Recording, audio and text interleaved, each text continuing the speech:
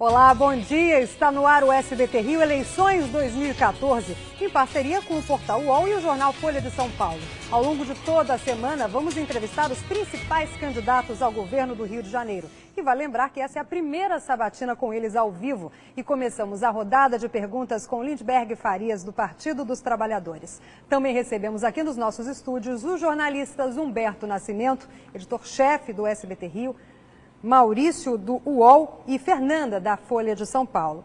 Muito obrigada pela presença de vocês aqui e pela companhia. E hoje, então, começamos com Lindbergh Farias. Muito obrigada, candidato. Eu começo já fazendo a primeira pergunta. O senhor é natural da Paraíba, né? Mas toda a sua vida política foi aqui no Rio de Janeiro. Por quê? Foi uma escolha pessoal ou uma imposição de partido? Não, olha, eu sou paraibano, tenho muito orgulho de ser paraibano, de ser nordestino. Mas eu comecei minha vida política lá, como líder estudantil. Fui presidente do DCE, só depois que eu vim para cá, eu virei presidente da União Nacional dos Estudantes, e aquele movimento, a sede da UNE, era entre Rio de Janeiro e São Paulo, e depois eu vim para o Rio de Janeiro e fui candidato em 94, fui eleito deputado com 24 anos. Eu, quando lembro do impeachment, já fazem 22 anos, parece que foi ontem, mas tem uma trajetória aí. Eu já fui 2 vezes deputado federal, fui prefeito em Nova Iguaçu, reeleito com 65% dos votos, sou senador e eu acho que hoje eu estou preparado para ser governador do Rio de Janeiro. E tenho muito orgulho dessa minha origem. Você sabe que hoje no Rio de Janeiro nós temos 30% de nordestinos. É um número muito alto, em especial paraibanos e cearenses, que são as 2 maiores comunidades nordestinas aqui no Rio. Então, com a palavra, Humberto Nascimento. Eu queria aproveitar esse gancho. Só foi prefeito de Nova Iguaçu 2 vezes, porque justamente só trocou Nova Iguaçu para escolher morar no Leblon, que é um bairro assim dos ricos e famosos. Inclusive, só é vizinho do ex-governador Sérgio Cabral e do atual governador Pezão. Por que o senhor preferiu esse domicílio eleitoral e não Nova Iguaçu na Baixada? O meu domicílio continua sendo na Baixada Fluminense. Eu mudei para Nova Iguaçu quando virei prefeito em Nova Iguaçu. Fiquei lá na minha administração e depois voltei a morar onde eu morava. Nunca escondi isso de ninguém, para mim não há problema nenhum. Agora eu quero ser um governador que una o Rio de Janeiro, porque eu acho que tem um problema hoje no Rio de Janeiro. Esse atual governo concentrou os investimentos e os bons serviços públicos no que eu chamo do Rio do cartão postal. E esqueceu outro rio, o Rio do subúrbio, o Rio da Zona Oeste, da Baixada Fluminense, de Niterói, de São Gonçalo, do interior do estado. Eu falo para você sobre vários temas que eu mostro essa concentração de investimentos e serviços públicos só nesse Rio do cartão postal. Então eu conheço a Baixada Fluminense, eu fui prefeito em Nova Iguaçu e eu quero ser um governador que faça como o Lula fez na presidência da República, que olhe para todos, mas que governe principalmente para quem mais precisa, para o povo trabalhador, para os mais pobres. Eu vou dar um número aqui para você em relação à segurança pública. É um debate que depois a gente tem que aprofundar. Até o jornal Folha de São Paulo fez uma matéria muito interessante sobre as UPPs, ontem, no caso do Complexo do Alemão. Mas segurança pública, por exemplo. Nós temos na Zona Sul do Rio de Janeiro um índice bom. 5,3 homicídios por 100 mil habitantes. A gente tem que lutar para reduzir mais ainda. Mas sabe quanto está em Belfor Roxo? 53 homicídios por 100 mil habitantes. Quando você vai ver policiamento, nós temos na Zona Sul do Rio um policial para 180 habitantes. Quando você vai ver, eu fiz uma soma da Baixada, Zona Oeste, bairros da Zona Norte, São Gonçalo e Niterói. Sabe quanto é que está a diferença? Um policial para 1.300 habitantes. Então nós temos que aproximar esse Rio de Janeiro. Nós temos que olhar para o outro lado, que está completamente esquecido. E não é só em segurança. Vou falar aqui em mobilidade, transporte público. O governo do estado, a maior obra do governo do estado hoje é uma obra que vai ligar o metrô de Ipanema para a Barra da Tijuca. Estão gastando 8 bilhões e meio. É uma obra importante? É. Só que para o Rio esquecido, do outro lado, tem os trens da Supervia completamente abandonados. Tinha uma promessa da linha 3 para São Gonçalo, já foi tanta promessa e isso não foi feito. Você sabe que o Rio é o único lugar que o 4 vem antes do 3. Porque a linha 3 ligava Niterói e São Gonçalo. Pularam para fazer Ipanema, Barra da Tijuca. Então eu quero ser um governador diferente. Nessa área de mobilidade, por exemplo, estão levando o metrô de Ipanema até a Barra. Eu vou puxar o metrô da Pavuna para a Baixada Fluminense, porque esse É impressionante. O metrô chega na Pavuna... Quanto vai custar isso? A 300... Você sabe que a ligação do metrô da Pavuna para São João do Meriti custa 150 milhões, são 500 metros. 500 metros. Fica 300... O metrô para na Pavuna a 300 metros de entrar na Baixada Fluminense e não entra na Baixada Fluminense. Então, são dois rios. Esse rio, que é essa área turística, que é uma área importante, o rio da Zona Sul e da Barra, que eu quero continuar investindo. Não estou falando em diminuir investimentos aqui, não.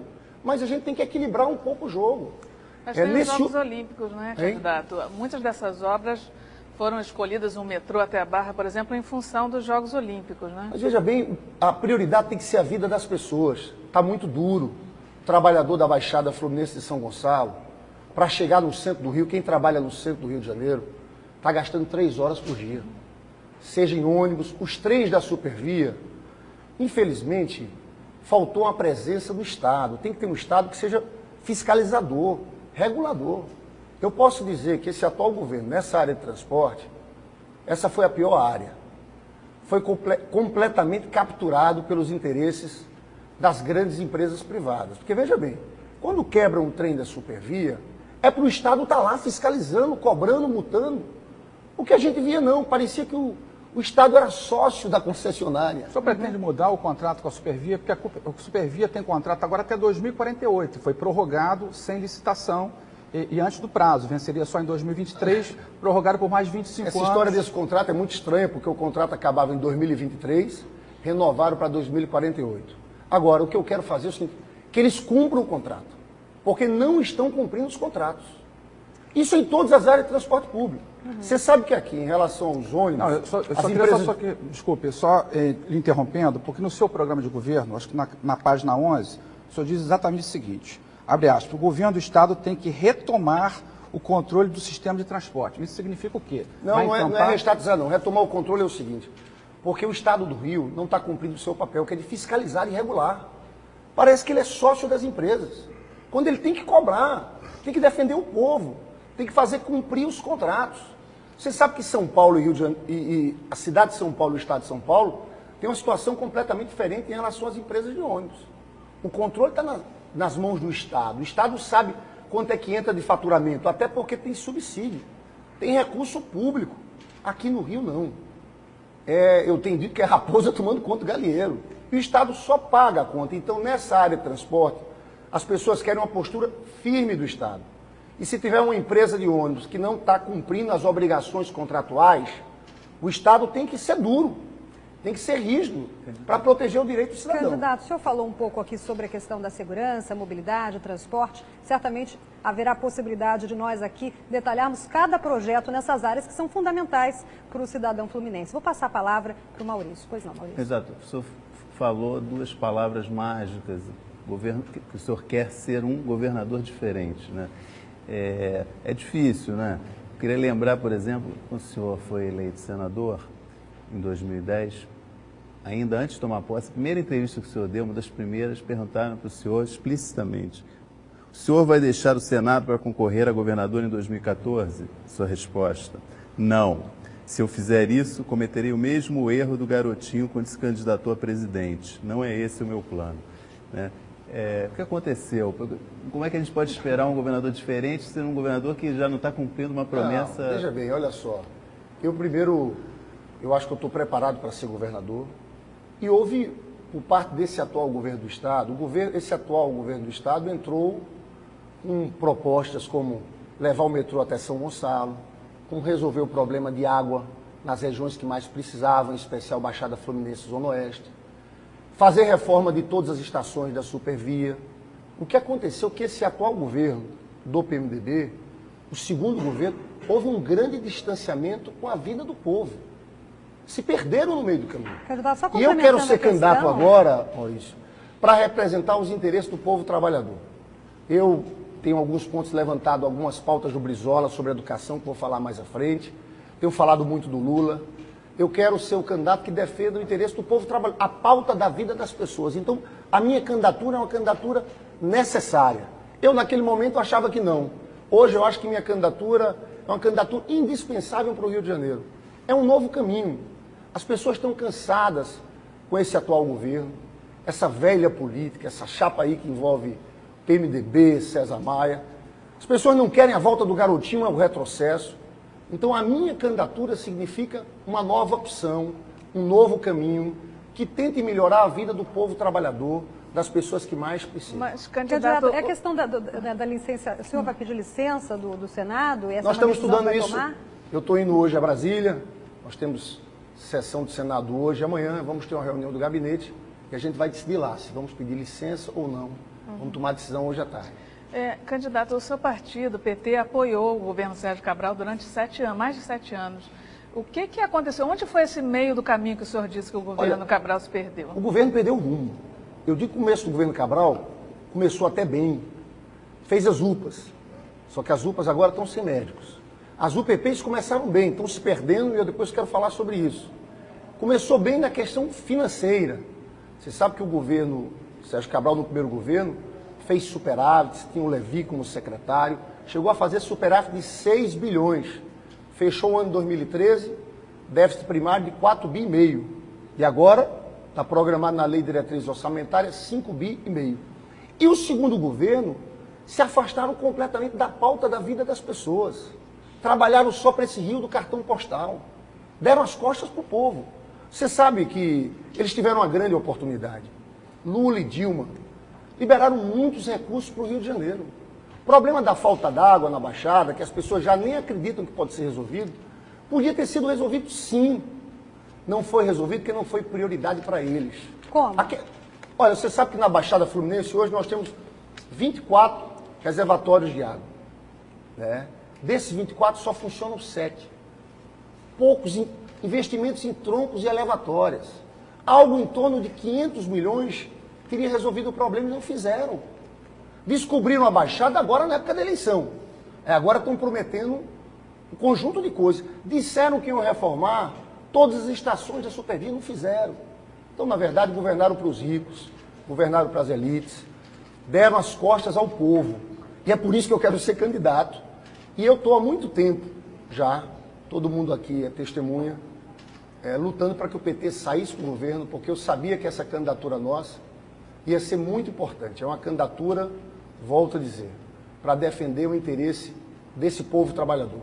Eu quero trazer essa pauta da vida real, falta d'água, problema de transporte público, né? A migração da violência para a Baixada Fluminense, para São Gonçalo, porque essa é uma pauta que é pouco noticiada. Mas a violência está explodindo nessas regiões. Houve sim uma migração a partir da implantação das UPPs, mas porque diminuíram o policiamento nos batalhões. Vários batalhões tiveram efetivo reduzido.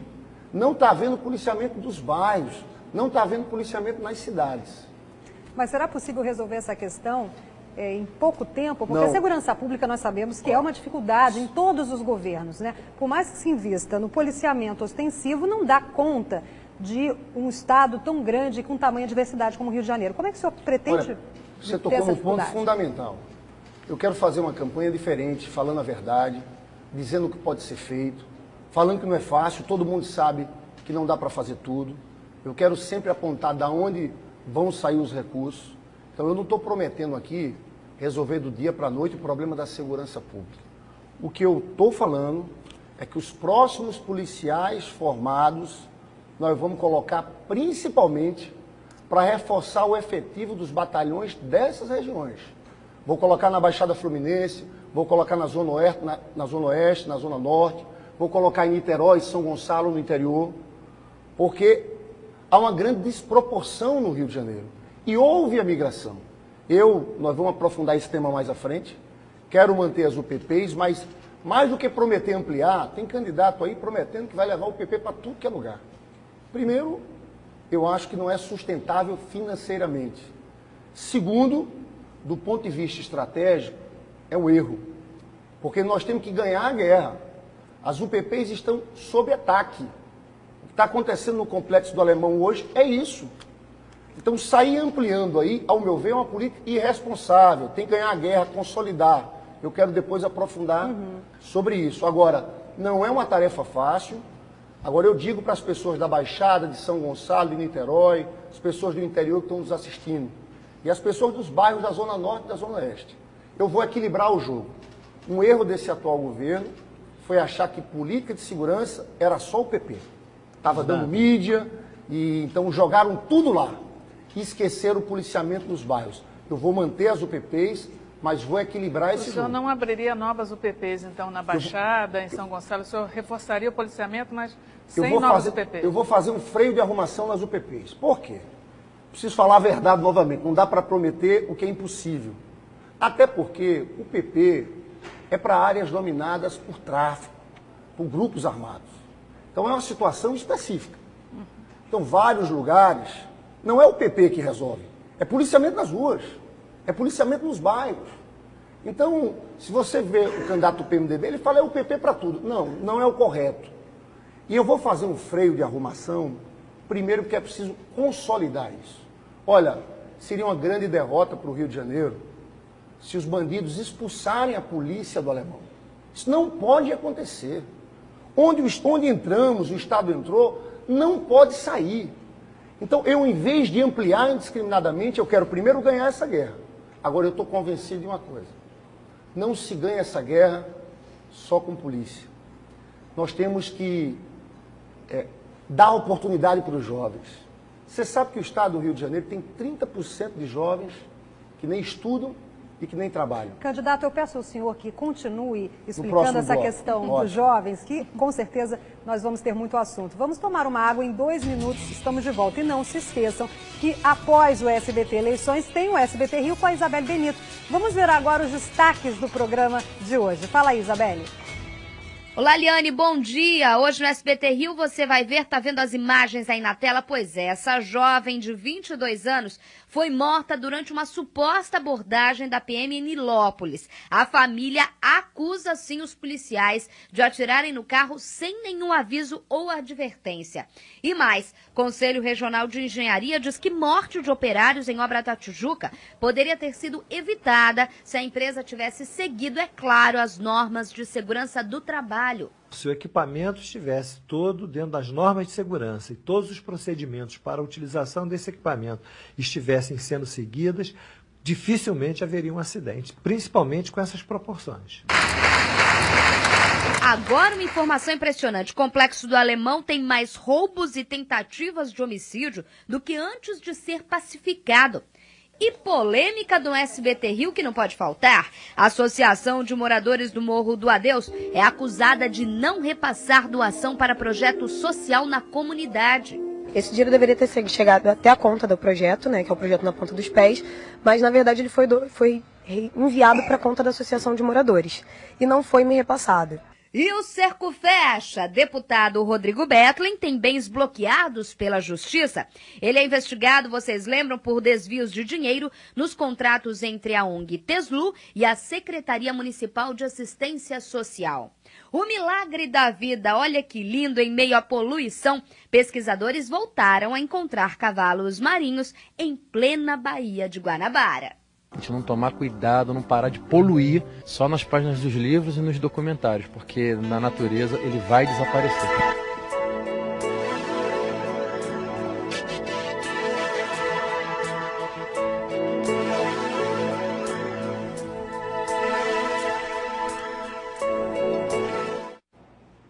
E nós continuamos agora a entrevista com o candidato ao governo do Rio, Lindbergh Farias, do PT.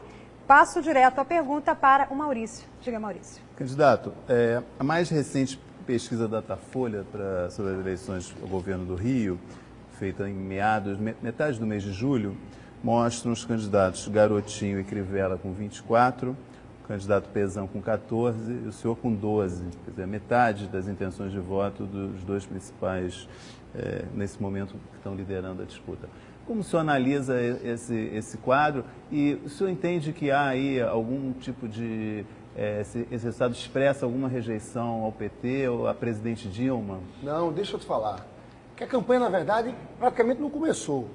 Só vai começar para as pessoas quando começar o horário eleitoral gratuito. Então, o Garotinho e o Crivella, na minha avaliação, estão na frente porque são os mais conhecidos. Tem mais recall. O Garotinho foi governador e o Crivella foi candidato muitas vezes. Quando começar o programa de televisão, A minha avaliação e do meu grupo político é que vai subir a minha candidatura e a candidatura do Pezão. E nós estamos nos preparando para esse cenário. Disputa de um segundo turno entre a nossa candidatura e a candidatura do atual governador. Do atual governador porque tem a máquina, e ele vai ter um tempo de televisão grande, eu vou ter o segundo maior tempo de televisão. Então, esse número aí, eu comecei no Senado com 4% dos votos.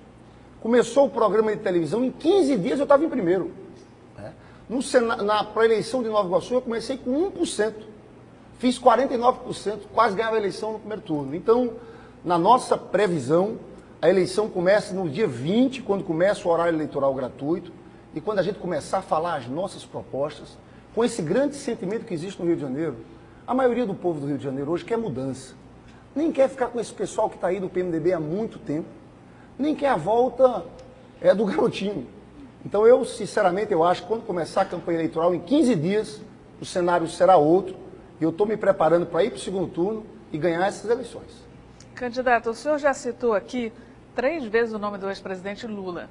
E só uma Gosto vez, muito dele. só uma Gosto vez muito. a presidente Dilma, mesmo assim, numa frase Lula e Dilma. O seu programa de governo que está na internet, o senhor cita várias vezes o ex-presidente Lula e nenhuma vez a presidente Dilma. Ela não é uma referência para o senhor? Não, ela é uma referência importantíssima. A Dilma, tenho certeza que vai ser reeleita. Agora, eu tenho uma história com Lula, que é pessoal. Lula me conheceu garoto, pequeno ainda, como líder estudantil. Mas a sua mãe não foi militante junto com a Dilma também? O senhor não tem uma história? Não, a minha sogra. Sua sogra. A minha sogra foi militante junto com a Dilma. Eu gosto muito da Dilma. Isso é intriga. Agora, a relação minha com o Lula é muito próxima mesmo. O Lula, eu me lembro aquelas passeatas do impeachment. A gente viajava o Brasil inteiro juntos. Um dia passeata em Recife, um dia passeata em Salvador. E o Lula foi um grande incentivador da minha candidatura. Agora, eu sou muito próximo da Dilma. Eu sou do partido dela. Eu tenho dito uma coisa. Houve uma parceria do governo federal com o governo do estado, nesse governo, que foi boa para o Rio. Trouxe muitos recursos. Agora, eu acho que eu vou poder fazer uma parceria maior ainda, que vai trazer recursos, mas nós vamos estar afinados na mesma ideologia. Fazer por quem mais precisa, fazer pelo povo trabalhador. Você sabe, quando eu olho para a Baixada, quando eu olho para o interior, para São Gonçalo, faltou aqui desenvolvimento regional, trazer empregos para essas regiões. Eu tenho dito assim, você criar empregos na Baixada, isso é bom para todo mundo, porque hoje nós temos um problema de mobilidade seríssimo. E o Lula, como presidente, e a Dilma, fizeram o desenvolvimento regional. O Brasil todo cresceu, mas o Nordeste cresceu mais. Então eu digo a vocês, telespectadores, que ganhando o governo, eu vou fazer ainda uma parceria maior para o Rio de Janeiro. E vou ter esse olhar diferenciado, porque eu acho que é aí que eles perderam a oportunidade. Tiveram chance, porque tiveram recursos, mas fizeram só no Rio do cartão postal. Eu quero fazer no outro Rio, no Rio profundo, esquecido, onde vive a maioria dos trabalhadores do estado do Rio. Senador, o fato da presidente Dilma apoiar claramente, abertamente, o governador Pezão, isso não funciona como um freio de mão na sua candidatura? Não, não é isso. A Dilma é o seguinte, Dilma tem 4... O estado do Rio é um estado diferente nesse aspecto. Tem 4 candidatos, os 4 primeiros colocados apoiam a candidatura da Dilma Rousseff. Então ela vai na campanha do Pezão, vai na minha campanha, vai na campanha do Garotinho, vai na campanha do Crivella. Isso é fato. Agora, já que você tocou nesse assunto, deixa eu falar uma coisa aqui. Agora, o PMDB aqui do estado do Rio de Janeiro trai de manhã, de tarde e de noite a Dilma. Teve uma grande aliança, o Sérgio Cabral parecia o melhor amigo. Se alguém ainda tem dúvida que está havendo traição, o principal secretário do Cabral, o secretário de governo, Wilson Carlos, que sempre foi o braço direito do Cabral a vida inteira. Ele é o coordenador logístico da campanha do Aécio aqui. Então, eu lamento, mas o PMDB aqui no Rio de Janeiro não tem uma postura correta nem com Lula nem com a Dilma. Porque eles sempre deram tudo para o Rio de Janeiro. Fizeram tudo que o governo do estado queria fazer. Então, eu só queria registrar esse ponto. A propósito, em 2010, até onde eu me lembro, o senhor desistiu de ser candidato a governador a pedido do Lula. Exato. E para apoiar a candidatura de Sérgio Cabral. Quer dizer, olhando hoje, então você acha que o Lula se enganou em relação a essa questão? Não, o fato é o seguinte, o Sérgio Cabral e esse pessoal do PMDB, antes de assumir o governo do estado, já eram oposição ao Lula. Fez oposição no Senado, o atual prefeito Eduardo Paes fez também oposição na Câmara. E quando estavam no governo foi interessante. Então tratavam bem, só que na primeira hora depois, eu acho e considero isso uma traição a quem sempre estendeu a mão a esses governantes e ao Rio de Janeiro. Mas nós vamos fazer a campanha da presidenta Dilma com toda a força e ela vai ganhar no Rio de Janeiro com uma ampla votação, até porque eu acho que aqui o Aécio Neves cometeu um grave erro político. Se aliou ao que tinha de pior na política do Estado. É porque isso não é tão explorado pela imprensa. Mas se fosse qualquer outro que tivesse o apoio dessa turma do PMDB aqui, da banda podre da política do Rio de Janeiro, é porque isso não está sendo explorado pela imprensa. Acompanhar as caminhadas, porque ele se aliou ao que tem de pior no Rio de Janeiro. Esse pessoal não tem voto, é muita garganta, não tem voto no meio do povo, acham que as eleições são ganhas só com dinheiro, com poder econômico, que não é assim. Quem vai decidir essa eleição no Rio é o povo. É o povo que está sofrendo com a falta d'água, que está na fila do transporte público, que está sofrendo com a saúde de péssima qualidade. É esse povo que vai decidir a eleição. Candidato, o senhor falou há pouco a questão do impeachment do então presidente Fernando Collor. Na época o senhor era cara pintada, começou como líder estudantil até chegar ao Senado. Hoje, coincidentemente, Collor também é senador. Como é que é a sua relação com ele e como que o senhor avalia os movimentos hoje de rua do Rio de Janeiro, com esses protestos, alguns com violência? Olha, deixa eu te falar, sobre o Collor de Mello, ele é senador, eu tenho uma relação fria lá com ele, fria, cordial, cumprimento como todos os outros senadores. Vai ter uma disputa agora em Alagoas entre o senador Fernando Collor de Mello e a senadora Luísa Helena. Eu vou essa semana gravar um vídeo para a Luísa Helena, porque eu acho que foi uma grande parlamentar. E é uma eleição que tem características nacionais, então eu acho muito importante. Eu quero dar o meu testemunho, quero ajudar a candidatura da Luísa Helena, eu acho que ela tem um grande papel. Eu acho que é uma eleição importante essa. Eu fui presidente da União Nacional dos Estudantes e nós derrubamos um presidente da República sem quebrar nada. Eu acho que a força das manifestações, e eu sou favorável sempre a essas manifestações, que as manifestações recentes trouxeram uma pauta muito importante. Colocaram no debate o tema da vida real das pessoas. Era saúde padrão FIFA, era educação padrão FIFA, era melhorar o transporte público. Agora, as passeatas para terem força têm que ser passeatas massivas, pacíficas. Quando acontece depredação, acaba esvaziando. A passeata perde a força. Então, eu sou daqueles que acreditam que as grandes transformações no país vêm das ruas.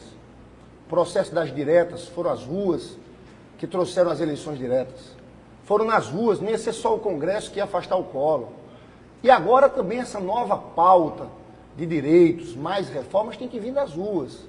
Então, eu acho que quebra-quebra acaba atrapalhando as manifestações e as causas das manifestações. Fernando. Candidato, o senhor disse numa entrevista depois das manifestações de junho do ano passado que elas tinham mostrado que os governantes estão muito distantes da realidade, né? Então, eu queria saber o que o senhor faz para não ser um governante ou um político distante da realidade. Qual foi a última vez que o senhor andou de ônibus aqui no Rio, por exemplo? Olha, eu não andei de ônibus, eu não vou fazer demagogia aqui. Não é assim que se faz, se aproxima da pauta do povo. Se aproxima da pauta do povo fazendo o que eu fiz agora há pouco tempo nessa minha pré-campanha. Que eu fiz uma caravana da cidadania, inspirada no que o Lula fez no Brasil, e rodei todos os municípios desse estado. Eu fui para a Baixada Fluminense, fui para Japeri, fiquei 4 dias em Japeri. Fui conversar com um trabalhador que estava pegando ônibus, pegando trem às 4 horas da manhã. Fui ver o problema do esgoto a céu aberto.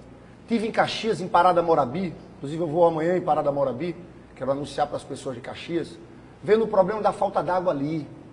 Então eu acho que é isso, é trazendo a pauta real da vida das pessoas. E eu acho sim que aquelas manifestações, quando começaram, com muita gente na rua, foi um recado para todo mundo da política. Porque tem muita gente achando que era o Rio dos grandes eventos, das grandes obras, e estão esquecendo o mais importante, que é de cuidar da vida das pessoas.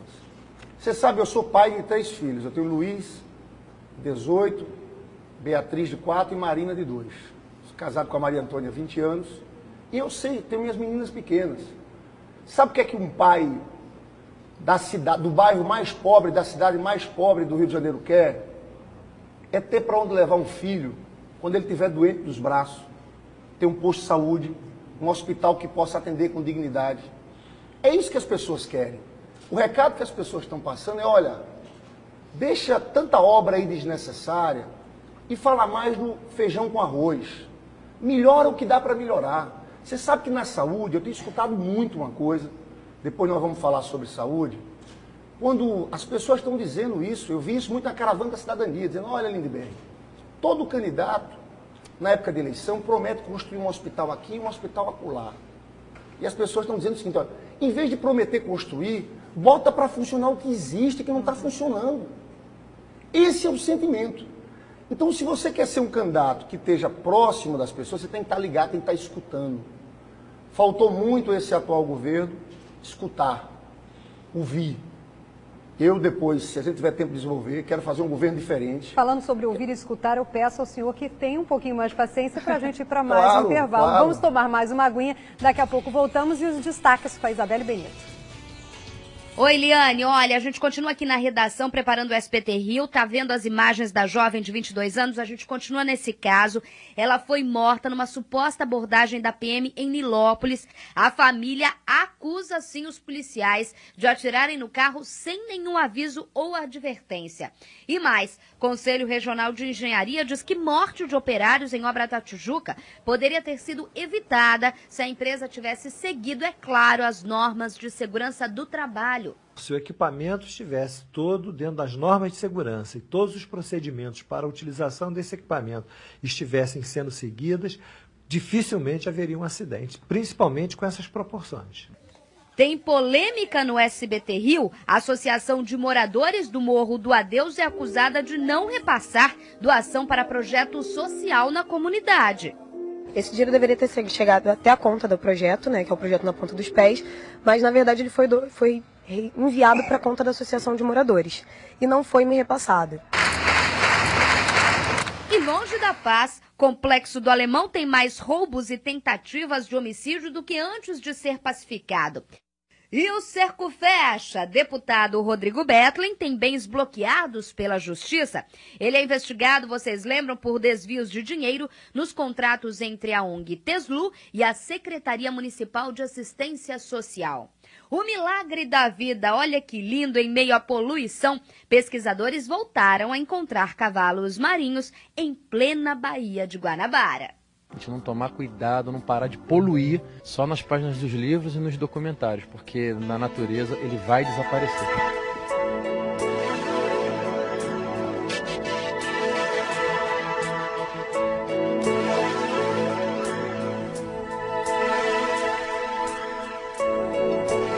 Estamos de volta e continuamos a entrevista com o candidato ao governo do Rio, Lindbergh Farias, do PT.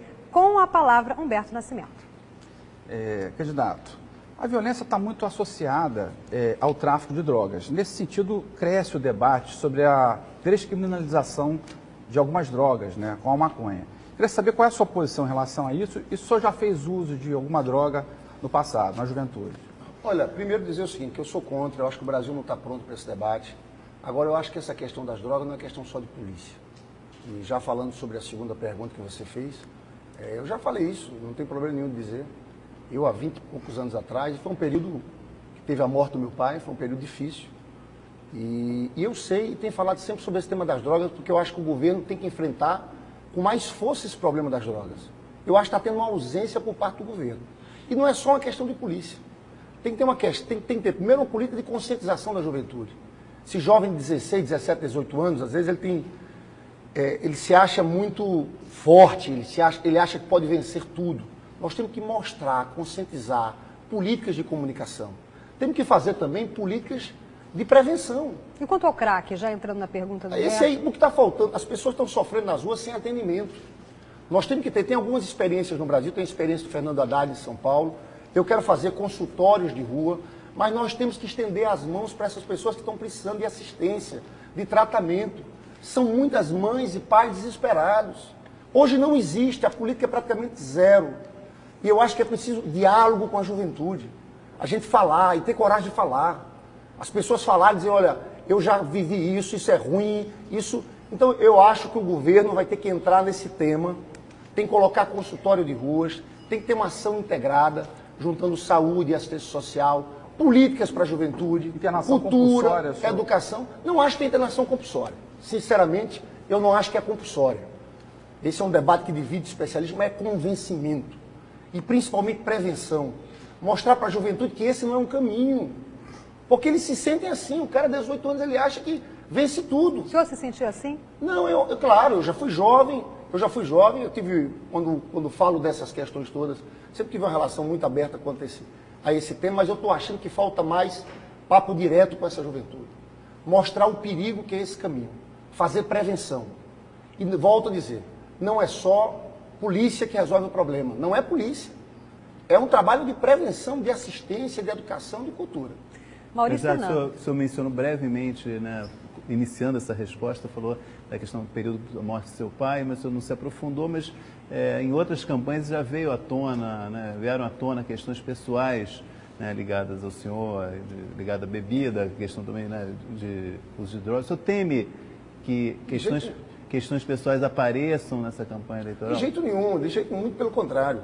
Eu sou casado com Maria Antônia, tenho um filho de 18 anos, uma filha de 4 anos e uma filha de 2 anos. O que eu fiz foi falar a verdade, que há mais de 20 anos atrás, quando meu pai morreu, eu tive um problema rapidamente superado, um problema pontual. Porque eu falei, sabe isso? Porque eu acho que é um exemplo que nós temos que dar para a juventude, que esse não é o caminho. Eu tenho uma preocupação minha como pai hoje. Eu tenho filho de 18 anos, eu tenho sobrinhos, eu tenho amigos. O que eu quero é impedir que essa juventude vá para o caminho das drogas. E eu acho que eu posso falar para essa juventude, dizer que esse não é o caminho. E pela primeira vez, elaborar um programa sério de combate às drogas, priorizando a prevenção e a recuperação. Nós vamos fazer essas clínicas de rua. Eu acho que é dessa forma que nós vamos tratar esse problema de frente. Candidato, vamos falar um pouquinho de dinheiro? Queria saber quanto o senhor já conseguiu arrecadar, quais são os setores que estão contribuindo mais para a sua campanha e se tem alguém de quem o senhor não aceitaria dinheiro de jeito nenhum, algum setor de quem o senhor não aceitaria dinheiro para a sua campanha. Olha, deixa eu te falar, não está fácil conseguir levantar a campanha. Você sabe que tem uma máquina muito grande do PMDB, uma máquina financeira muito grande. Eu tenho visto também placa da candidatura do Garotinho, está fazendo uma candidatura rica, ele disse que não, mas é uma candidatura rica. E nós estamos com dificuldades financeiras de levantar a nossa campanha com essa velocidade, placas. Mas nós vamos conseguir fazer isso quando começar o horário eleitoral gratuito. Que eu acho que melhora, que nós vamos subir nas pesquisas e as pessoas vão poder ver nossas propostas. Agora eu queria aproveitar para falar de um tema aqui que é muito importante para mim. Eu não posso acabar esse programa sem falar de educação. Porque esse é um projeto central do meu governo. Eu quero recuperar. Você sabe que a pior coisa que tem na política é um governador ou um governante qualquer entrar e parar o que o outro está fazendo. Eu acho que o Rio perdeu muito porque pararam o projeto dos CIEPs, do Brizola e do Darcy Ribeiro. Brizola e Darcy fizeram 503 CIEPs no Rio de Janeiro. Eu vou retomar esse projeto. Se você perguntar para mim qual a sua marca de governo daqui a 4 anos, eu quero ser governador da educação, um governador que vai fazer o CIEP do século XXI. Porque a estrutura do CIEP foi concebida na década de 80. A estrutura arquitetônica, o projeto pedagógico. Nós queremos fazer um outro CIEP. Um CIEP com alta tecnologia, com ensino técnico profissionalizante, com atividades culturais. Uma escola que seja mais atrativa. A escola hoje de ensino médio é muito pouco atrativa para os nossos jovens. Não dá para ter um professor em sala de aula, com o aluno lá com o livro, simplesmente transmitindo o conhecimento dessa forma. Nós temos que ter uma nova escola, uma escola vibrante que engaje a juventude. Eu estava falando no tema da segurança pública, que eu dizia que só a ocupação policial não resolve. Hoje nós temos no Rio de Janeiro 30% de jovens que nem estudam e nem trabalham. Nós temos que fazer uma política dirigida a esses jovens. Não tem como melhorar a segurança pública sem ganhar esses jovens. E nós temos que jogar tudo na educação e no primeiro emprego. Qualificação profissional para o primeiro emprego.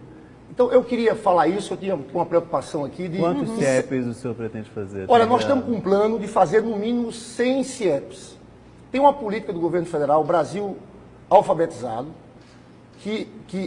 Brasil profissionalizado, que libera recursos para a construção ou reformas de prédios. Você sabe que lá no Ceará, o governador Cid Gomes fez 102 escolas dessas. A gente está calculando o custo de 10 milhões de reais uma escola dessa. Nós temos vários exemplos históricos. Isso começou com o Anísio Teixeira, com a Escola Parque, teve os CIEPs aqui, teve os CELs lá em São Paulo, que são uma boa experiência. Tem essa experiência no Ceará e eu quero retomar esse projeto. E eu calculo que no mínimo 100 CIEPs um custo de 1 bilhão, nós podemos fazer no estado do Rio de Janeiro. Eu quero recuperar também, valorizar o professor. Você sabe que eu fui prefeito de Nova Iguaçu? Eu sei que muita gente está nos escutando dizendo o seguinte, será que ele vai fazer isso? Todo mundo em época de eleição fala de educação. Só que eu fui prefeito em Nova Iguaçu. Conversa com um professor de Nova Iguaçu. Eu acabei o meu mandato fazendo o melhor plano de cargos de salário de todo o estado. Eu fiz um projeto bairro-escola. Isso não é mais importante do que os prédios, candidato? Porque uma crítica póstuma, digamos assim, que se fez ao programa do governador Brizola foi que havia muito investimento na estrutura física, nos prédios do CIEP. E os professores? E pouco nos professores. Eu acho que as coisas não são contraditórias. Não são contraditórias. Eu acho, inclusive, que um lugar que não tiver esse CIEP do século XXI, nós vamos construir a lógica do horário integral, fazendo parcerias com as comunidades. A valorização do professor é fundamental. Você sabe que o CAP do UFRJ é a melhor escola aqui do Rio de Janeiro por um motivo bem claro. Tem muitos professores com doutorado, tem uma melhor formação, recebe o melhor salário. Eu fiz isso lá em Nova Iguaçu. O salário do professor aumentou, mas aumentava muito de acordo com a especialização do professor. Então eu não acho contraditório, até porque, se você vai discutir o orçamento do Rio de Janeiro, incluindo os royalties, o Rio de Janeiro é o estado que menos investe em educação do Brasil. 8% do orçamento. Eu quero inverter isso. Não dá para ser dessa forma. Mas houve uma redução orçamentária agora até por conta da lei da redistribuição dos royalties. Caso o senhor seja eleito, isso vai impactar de que maneira o seu governo? Essa questão financeira, já que nós entramos nisso. Eu estou muito preocupado com a situação financeira do Estado. O atual governador Cabral e esse governador atual Pezão quebraram o Estado do Rio de Janeiro. Eu digo aqui para vocês da imprensa para fazer uma pesquisa. Ir estudar o assunto. Você veja, o Tesouro Nacional autorizou um financiamento para o Rio de Janeiro e colocou lá que a situação do Rio de Janeiro é desequilíbrio fiscal, nota D. Fechou o ano passado devendo 4,5 bilhões nas contas. E agora, por causa da eleição, eles estão aqui, olha, libera tudo, só promessa. Então, acho que está faltando responsabilidade. Quando se governa o estado do Rio de Janeiro, você tem que olhar para as futuras gerações. Sabe o que fizeram com os royalties do petróleo? Eles anteciparam o dinheiro do próximo governo. O próximo governo começa em janeiro de 2015 até 2019. Eles pegaram 9,5 bilhões de royalties e anteciparam para cá. Isso é uma política muito equivocada. Então eu estou muito preocupado com a saúde financeira do estado do Rio de Janeiro. Por isso, eu tenho repetido e vou repetir que eu só quero falar aquilo que eu posso fazer. As escolas, os CIEPs do século XXI, eu vou fazer. Os 100 CIEPs do século XXI. Esse é o compromisso. Pode ser que dê para chegar mais, mas 100 eu garanto que eu vou fazer. Maurício, eu vou ter sempre esse cuidado nessa eleição. Por favor, Maurício. Candidato, eu queria lembrar, você está falando muito do governo atual, está falando um pouco dos outros candidatos que estão disputando com o senhor. A sua eleição a prefeito de Nova Iguaçu em 2004 foi uma eleição muito dura, né? Na época, quem governava o estado era a Rosinha Garotinho, né? Mulher do candidato atual que vai disputar o governo contra o senhor. E tinha um candidato deles em Nova Iguaçu. E foi uma eleição, assim, pesquisando sobre essa eleição, a troca de acusações dos dois lados foi pesadíssima, né? Foi violento o debate. Eu resgatei aqui uma frase dela sobre o senhor, queria ler, queria ouvir o que o senhor acha e como o senhor está prevendo esse embate com o Garotinho para agora em 2014. Ela em 2004 falou o seguinte, uma frase dela sobre o senhor. Vocês vão votar numa pessoa que pode até ser bonita, mas é a favor da legalização da maconha, é a favor do aborto e do casamento de homossexuais. E o povo de Deus não tolera essas coisas. Tem 1 minuto para a resposta, tá, primeiro, candidato? tudo mentira. Não sou a favor nem da legalização da maconha, eu sou contra o aborto. Então, o primeiro ponto só... E o casamento de homossexuais? Não, isso aí tem uma decisão do Supremo Tribunal Federal que já aconteceu, nós temos que respeitar. Eu sou contra qualquer discriminação contra a orientação sexual, homofobia, sou contra isso. Então isso é tudo, eles fazem uma campanha muito baixa, de jogo sujo. Eu estou preparado, eu sei como é que é o Garotinho. Agora eu vou fazer uma campanha limpa, apresentando propostas. Porque eu sei que a pessoa que está em casa não quer saber disso. A pessoa quer saber de propostas de como mudar a vida dela. Então eu vou sempre ter uma campanha muito centrada em propostas. Vou dizer o que vou fazer na educação. Eu não tive a oportunidade aqui de falar na saúde. Né? Candidato, então faça a sua consideração rapidamente, porque nós vamos encerrar. Eu falo sobre a saúde, um problema que está existindo. Eu falei aquilo que eu não vou construir nada, eu quero colocar para funcionar o que já existe. Porque hoje um problema que existe é o seguinte, tem uma concentração de médicos muito grande na Zona Sul e na Barra, tem clínicas privadas. O grande desafio é levar principalmente um médico especialista para a Baixada, para a Zona Oeste, para São Gonçalo, Niterói e para o interior do estado, né? É levar esse médico para lá. Então nós vamos apresentar um programa que chama Médico Especialista. E o outro problema é resolver os exames. O senhor terá muitos problemas, certamente, ao longo dessa campanha. Agradeço. Hoje as pessoas não conseguem fazer exame no Rio de Janeiro. Infelizmente não dá mais tempo. Olha, obrigada aos colegas jornalistas. Nós ficamos por aqui. Ao longo da semana, os outros candidatos também terão a oportunidade de expor seus projetos. E você, telespectador, tem a chance de conhecer melhor cada um deles. E nessa quarta sabatina é com Antony Garotinho, do PR, às 11 da manhã. Agora, fique com a Isabelle Benito no SBT Rio. Até amanhã. Hoje, passe sua noite com a gente. Após Chiquititas, alguém pode me dizer onde está o caipira? Miguel corre perigo. Estamos com o seu namorado. E ele não vai sair dessa se você não cooperar com a gente. Me entendeu bem? Rebelde, às 10 horas. Está com saudade de sua família? Aqui nós te ajudamos a voltar para casa. São histórias marcantes, encontros emocionantes. Programa do Ratinho, às 11 horas, Chris Evans. Eu sou uma máquina mortífera letal. Eles começaram. Pega ele. Os Perdedores, Cine Espetacular. E em seguida... Nosso programa é um programa que começa não muito cedo. Mesmo assim, fica em primeiro lugar. De noite com Danilo Gentili. Fique ligado. Hoje, sua noite é melhor aqui, no SBT. SBT Rio. Oferecimento. Novo pilão extra forte, extraordinariamente forte. Aniversário Inter. Todo dia 10 ofertas surpresas. Olá, o SBT Rio já está no ar com os seguintes destaques.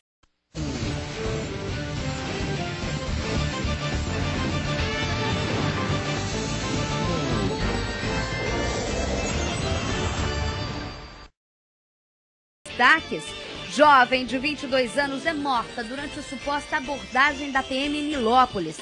A família acusa os policiais de atirarem no carro sem nenhum aviso ou advertência. E mais, Conselho Regional de Engenharia diz que morte de operários em obra da Tijuca poderia ter sido evitada se a empresa tivesse seguido as normas de segurança no trabalho. Se o equipamento estivesse todo dentro das normas de segurança e todos os procedimentos para a utilização desse equipamento estivessem sendo seguidos, dificilmente haveria um acidente, principalmente com essas proporções. E ainda, Complexo do Alemão tem mais roubos e tentativas de homicídio do que antes de ser pacificado. E polêmica no SBT Rio, a Associação de Moradores do Morro do Adeus é acusada de não repassar doação para projeto social na comunidade. Esse dinheiro deveria ter chegado até a conta do projeto, né, que é o projeto Na Ponta dos Pés, mas na verdade ele foi enviado para a conta da Associação de Moradores e não foi me repassado. O cerco se fecha. Deputado Rodrigo Bethlen tem bens bloqueados pela Justiça. Ele é investigado por desvios de dinheiro nos contratos entre a ONG Teslu e a Secretaria Municipal de Assistência Social. O milagre da vida. Em meio à poluição, pesquisadores voltaram a encontrar cavalos marinhos em plena Baía de Guarabara. A gente não tomar cuidado, não parar de poluir só nas páginas dos livros e nos documentários, porque na natureza ele vai desaparecer. Eu vou para um rápido intervalo, mas daqui a pouquinho a gente volta com o SBT Rio. Não saia daí, tô te esperando.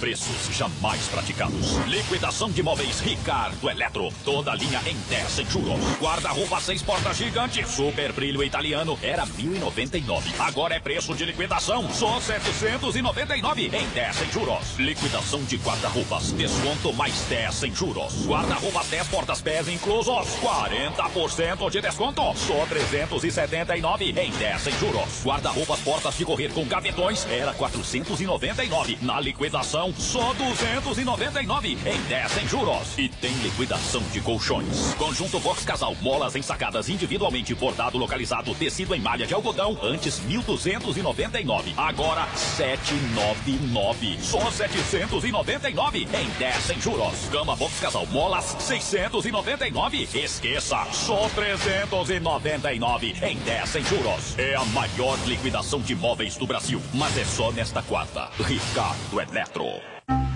Já notou que quando você deseja muito uma coisa, repara nos mínimos detalhes? O corte do vestido que fica perfeito no seu corpo, o consumo e a capacidade da geladeira para sua cozinha, cada função da TV que você sonha. Mas uma coisa, talvez você não repare, e tá bem ali, no seu extrato. Você tem crédito disponível no Banco do Brasil. É só consultar o extrato que o valor tá lá, para você usar como quiser. Precisou? Tá na mão. Banco do Brasil. Bom pra todos. Quer vencer na vida? Então compre a nova Telecena. Agora mais de 50 mil pessoas vão ganhar. E você, como é a sua vida hoje? É muito difícil. Todo dia aquele aperto. Fico preso por horas no ônibus lotado. E se você ganhasse na Telecena? Eu ia conseguir comprar um carro zero e chegar mais tranquilo no meu trabalho. Viu só? Compre a edição inédita da Telecena de Independência, pois mais de 50 mil pessoas vão ganhar. São 2 milhões de reais em prêmios. Aproveite! É muita coisa. SBT Rio. Oferecimento. Novo pilão extra forte, extraordinariamente forte. Aniversário Inter. Todo dia 10 ofertas surpresas.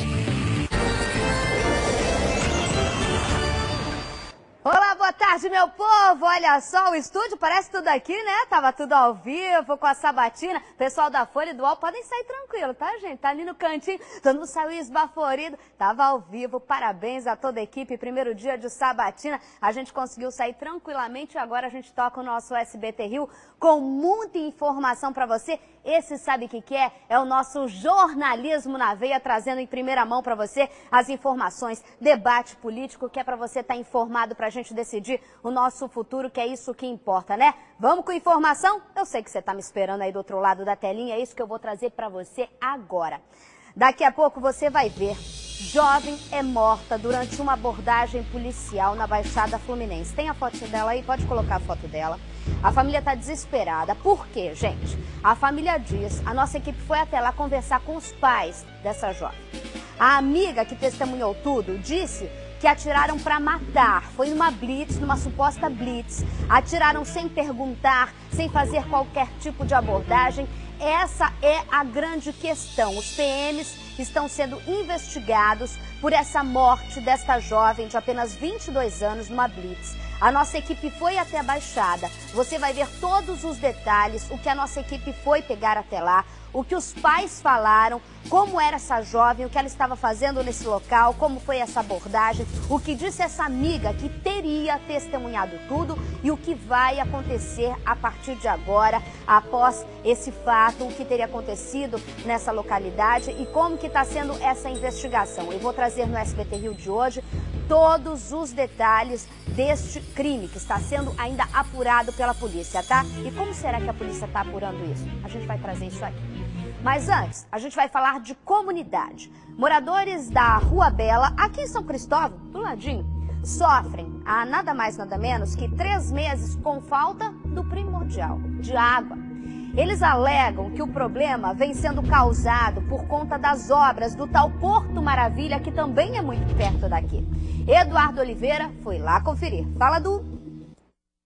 Sem água, o jeito foi usar a criatividade. O senhor Luiz Cláudio improvisou uma mini cisterna nesse galão aqui com 200 litros de água. E quando ela chega até a vila, que tem 25 casas, olha só como é que ela chega. Isso aqui simplesmente me facilita de não ter que ficar carregando balde daqui para cima, para jogar na caixa d'água. Quando isso aqui enche, eu ligo a bomba joga para a caixa d'água, porque não tem força, não tem água suficiente para a bomba puxar, queima as bombas. E há quanto tempo tem essa situação aqui para os moradores? Já estamos há 3 meses com esse problema. E o problema neste trecho da Rua Bela, próximo à barreira do Vasco, está afetando muita gente. De acordo com as informações dos moradores, o entupimento por areia na tubulação que leva água até os moradores é devido a estas obras que fazem parte do Porto Maravilha. Tem mais ou menos uns 6 ou 7 meses. Eles vêm fazendo a obra lá de cima, pararam aqui, daqui não deram solução nenhuma. Quando chegaram exatamente neste ponto, começou a dar problema para os moradores. Justamente, que a água aí começou a enfraquecer, não tem água. A moradora desta casa aqui na vila não tem bomba para puxar a água da rua. Então o que acontece? A água ela sai em pequena quantidade e aqui a água do filtro não sai. E o chuveiro, pior ainda. Olha só, ela botou esse equipamento aqui para ver se consegue dar mais força para a água sair. Mas ó, só algumas gotinhas. Muito complicado, né? Porque não tem de onde tirar com a criança, né? E eu trabalho, não tem condições, né? Nem para comprar, né? Um garrafão d'água para estar sustentando esse tempo todo. Para comprar a bomba fica difícil, mas no caso nem a bomba está resolvendo, porque os moradores têm que pegar um de cada vez, né? Para poder não queimar a bomba também, porque a água é fraca. Olha, mesmo assim a gente pode observar que as contas da SEDAI elas chegam a todo instante. Varia de quanto a sua conta d'água aqui, dona Lília? Só 62, tem de R$71. Inclusive, o problema da falta d'água causa outros problemas, porque a conta de luz vem mais alta. Toda hora tendo que ficar ligando bomba, tá vindo um absurdo de luz. Porque puxa, a SEDAI fala para os moradores aqui? Falaram que era problema de entupimento, que realmente a rede estava entupida por causa das obras que fizeram. Tá vendo? O que teria que fazer? Dar uma bombada, quebrar lá na rua, quebrar aqui para poder desentupir o sistema. Só que até hoje não veio ninguém para desentupir. Eles vêm aqui, vieram 2 vezes aqui, viram que não havia pressão nenhuma, vai passando pro outro, vem aqui só por vir e ninguém resolve o problema. Enquanto isso? Vamos ficando sem água. Por favor, ô SEDAI, dona SEDAI, tá com saudade do dedo na cara? Pois é. Alô, dona SEDAI, abre bem a cara aí, porque vai ser dedo pra valer, ó. Dedo na cara da SEDAI, pá! Agora dedo na cara e entendi, agora é chique o negócio. Pois é. Eu vou ler a nota que a SEDAI mandou. Aliás, em nota a SEDAI é craque, né? Vive mandando essas porcaria de nota. Resolver o problema dos outros, que é bom nada, né? Pelo amor de Deus, a população sofrida, olha a cor da água. Olha, vê se alguém tem coragem de tomar uma água dessa, pelo amor de Deus. E você que tem filho, você já ficou sem água em casa? Todo mundo já ficou um dia, né? O dono da SEDAI, o presidente da SEDAI, com certeza nunca passou esse apuro na vidinha dele. Lógico que não. Primeiro que acarreta um monte de problema, não é só falta de água para tomar banho ou para beber, não é essa a questão. Você vai ficando com uma questão de insalubridade dentro da sua própria casa. Isso, Caicai, traz aqui. Isso daqui é água, ó. Isso daqui a gente bebe água. Eu bebo durante todo o programa. Isso é água para beber. Isso é água para beber. Compara com a outra água, por favor. Coloca o outro copo aqui. Se a SEDAI ainda acha que aquela água é normal de ter na casa dos outros, eu peço, por favor, pode parecer ridícula a comparação, mas para a SEDAI que acha normal chegar uma água barrenta, cheia de barro, para não falar merda, né? Porque aquilo ali deve ter cocô, vamos falar literalmente. Essa é a água da casa das pessoas. Fecha mais, Ed. Fecha mais, igual tá na mão do amigo ali, ó. Pode fechar, Ed. Pode dar um zoom, pode dar um chicotão. Aqui a gente trabalha assim, ó. Vou chegar até você, ó. É essa água de se beber, tá, SEDAI? Água pra beber, camarada. E aí, ó, a do lado esquerdo do vídeo é a água que a dona SEDAI manda pra casa do pessoal de São Cristóvão. Se é que manda. Quando obrigada, Caicai. Quando manda a água, viu, dona SEDAI? Que pouca vergonha. Aí é banheiro cheio lá, né? Porque as pessoas têm necessidade. É criança que não pode tomar banho. E aí vem doença, né? Eu tenho que ler essa nota da SEDAI, né? Papel não falta para mandar conta, né, SEDAI? A SEDAI informou que fez uma vistoria no local e a área está abastecida. Ainda segundo a SEDAI, há um projeto para substituição e modernização das tubulações da região que irá beneficiar toda a Rua Bela. O que adianta? Quando? Qual é o prazo, SEDAI? Por favor, produção, liga. Alô, apuração tá assistindo? Marcele, companhia, Bela Mase. Eu quero essa nota, quero saber o prazo. Não adianta falar que vai modernizar. Quando? Vai ser 2014? 2015? Eu quero prazo. Não vem com essa notinha balaiala, não. Quero saber o prazo para dar para a população. Não adianta a gente entrar na casa dos outros e não dar o prazo, não. A paz que todos esperavam ainda não chegou, não. Pelo menos ao conjunto de favelas do Alemão. O registro de alguns crimes que cresceu ainda mais, acredite, depois da implantação das UPPs. Vai a reportagem e Dr. Carlos já está aqui. Rodou.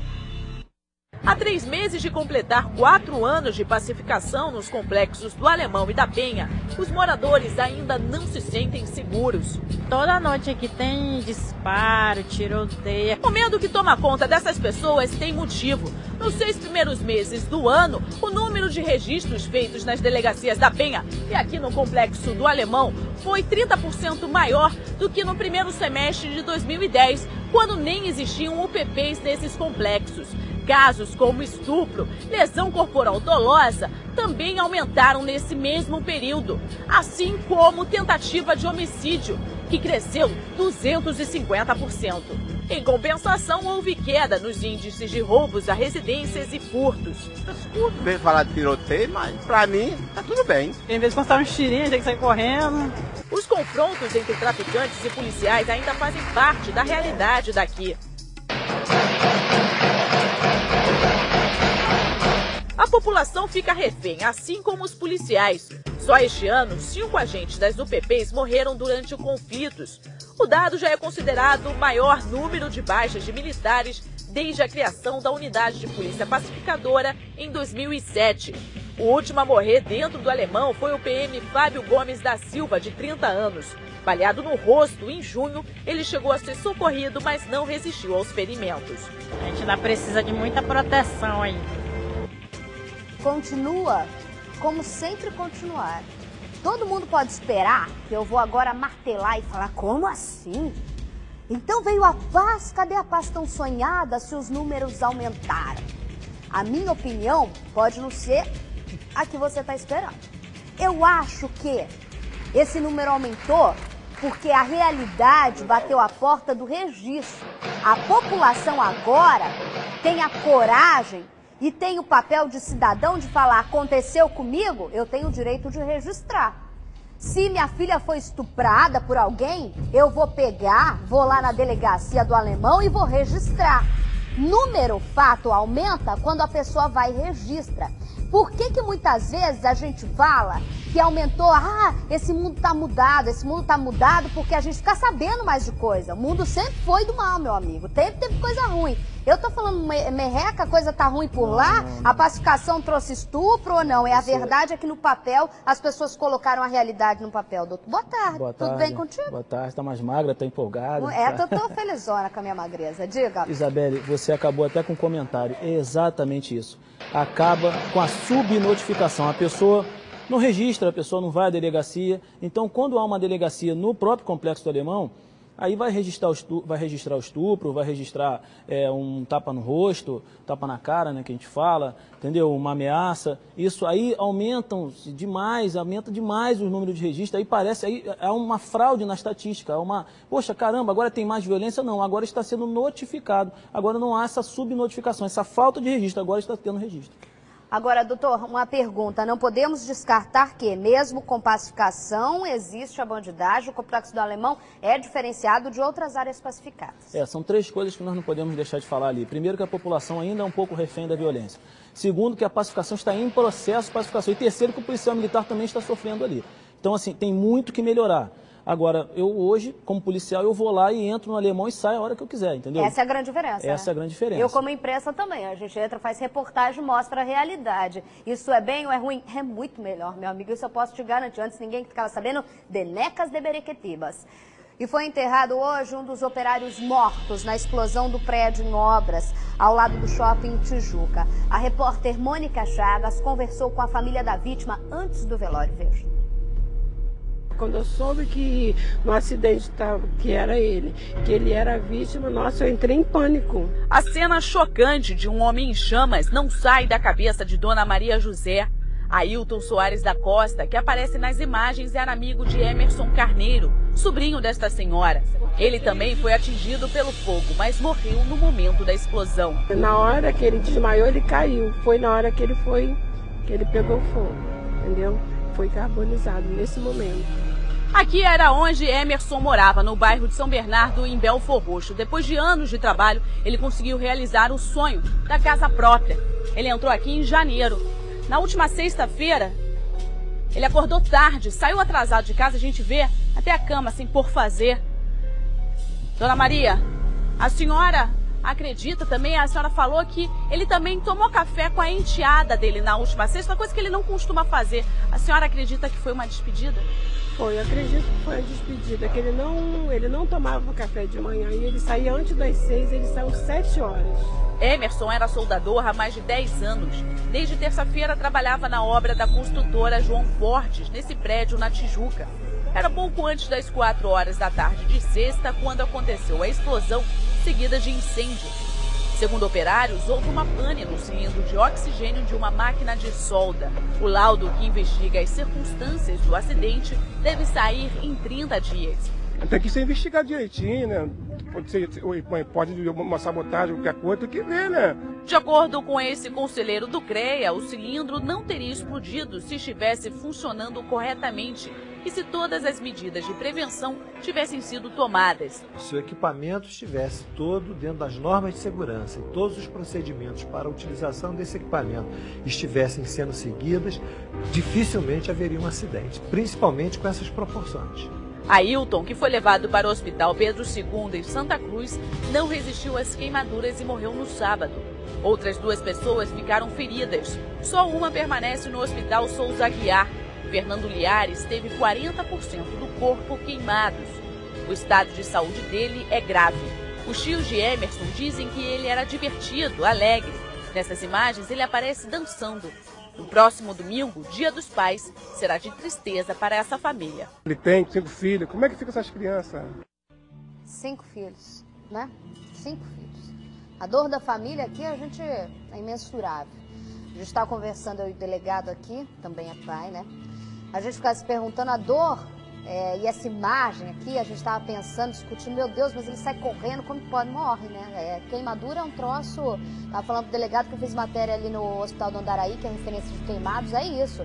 É o maior órgão que a gente tem, é a pele. A partir do momento que, apesar do cara estar andando, tem a queimadura, não consegue a recuperação, não adianta, meu amigo, não tem o que fazer para a gente conseguir recuperar, apesar de todo o tratamento. E aí, o doutor está falando aqui, como delegado de área, que também apura esse tipo de acidente de trabalho e tudo mais, que é muito importante para o empregador, como também para o empregado, a questão dos aparelhos da segurança de trabalho. Qualquer besteirinha, né, doutor? Cinto, não vou usar hoje, hoje você pode ficar sem usar, pode resultar numa tragédia grande. Exatamente, Isabelle. E sabe o que acontece na prática? Eu já investiguei vários crimes relacionados a desastres assim.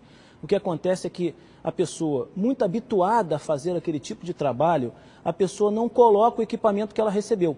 As empresas, às vezes, não dão equipamento, mas por estarem sofrendo muita repressão, elas estão dando equipamento e fazem o rapaz assinar que recebeu o equipamento. Então, quando morre alguém assim, a gente pede as fichas, tudo assinadinho pela pessoa que recebeu o equipamento, tudo certinho. Só que o costume faz o cara não usar, até porque, Isabelle, desculpa te cortar, há uma certa falta de maleabilidade. Quando você coloca aquilo, é muita coisa para você se mexer. E quando a pessoa se sente mais experiente também, aí que você fica mais segura de si, né? Exatamente. Todo mundo me fala, por exemplo, desse degrau aqui, ó, e eu falo, não, agora que eu tô mais segura dele, foi a hora que eu já levei umas 2 vezes que eu tropecei. É exatamente isso. Olha só. Coloca a imagem do Playboy lá, que tá todo mundo procurando ele. Eu vou discutir com o delegado também. Atenção você aí de casa. Saiu até que enfim procurado na tela da TV, na tela do computador e no Disque Denúncia, que está oferecendo recompensa para quem der informações que levem ao paradeiro dele. O jovem de classe média alta, Playboy, acusado de vários estupros. Parou, Paulinho? Deixa aí no procurado. Isso é o cartaz divulgado no site. Recompensa 2.000 pilas, R$2.000, pelas informações que levem à localização dele. Tô certo? Errei, sempre é. Renan Menezes de Souza, acusado de enganar e violentar mulheres. Renan, que é filho de dono de uma rede de supermercados, teve a prisão já preventiva decretada pela Justiça no dia 29 de julho. É considerado foragido pela polícia desde então. Luta artes marciais e contra ele consta também outros registros. Doutor delegado, pode deixar. Pisca agora, doutor, na janelinha. Doutor delegado, o senhor com a sua experiência, ele tá perto ou ele tá longe com tanta grana que ele tem? Isabelle, ele está sendo protegido por alguém, sem dúvida, não tem como ele, pelo menos da família, não tem como ele fugir sozinho. Ele está sendo acobertado e a pessoa que está acobertando ele vai pagar por favorecimento O pessoal. senhor acredita que ele vai se entregar ou que a gente nunca mais vai ver ele? Não seria uma boa medida de defesa ele se entregar, até para depois ele responder em liberdade, mas eu acho que ele deve estar longe, de repente está longe pela condição financeira que tem.